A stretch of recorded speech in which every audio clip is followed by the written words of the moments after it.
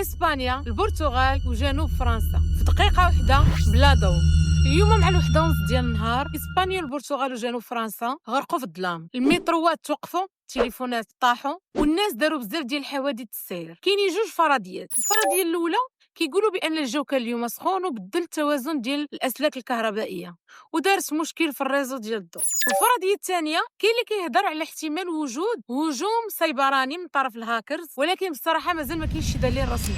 ودابا السؤال اللي كيهمنا الجميع، واش المغرب غيتضرر من هذا المشكل؟ الحمد لله لا، الشبكه ديالنا مستقله وما عندهاش ارتباط مباشر معاهم في شبكه الانترنت، ولكن كاين واحد الربط كهربائي ما بين مدينه بني نصار اللي كاينه في الجهه ديال الناظور في المغرب ومدينه طريفه اللي كاينه في اسبانيا. هذا الكابل هذا السعه ديالو محدوده، وقيله شي 1400 ميجاوات، وهذا الكابل كيستخدموه غالبا غير باش يتبادلوا الطاقه بيناتهم. وحاليا الرئيس ديال اسبانيا كيشكر الملك ديالنا لان بسبب هذا الكابل اسبانيا توصلات بواحد الكهرباء اللي حاولت تبدا تنعش بها المدن الساحليه ديالها باش ترد تدريجيا الكهرباء ان شاء الله. الصراحه رغم هذا الشيء كامل خاصنا نكونوا مستعدين، حيت الهجمات السيبرانيه ولات كتهدد حتى الشبكات اللي مستقله. اكتبوا لي في التعاليق واش فعلا كتشوفوا بان المغرب محمي من هذا النوع ديال المشاكل، ولا خصنا نزيدوا في الامان الطاقي والرقمي.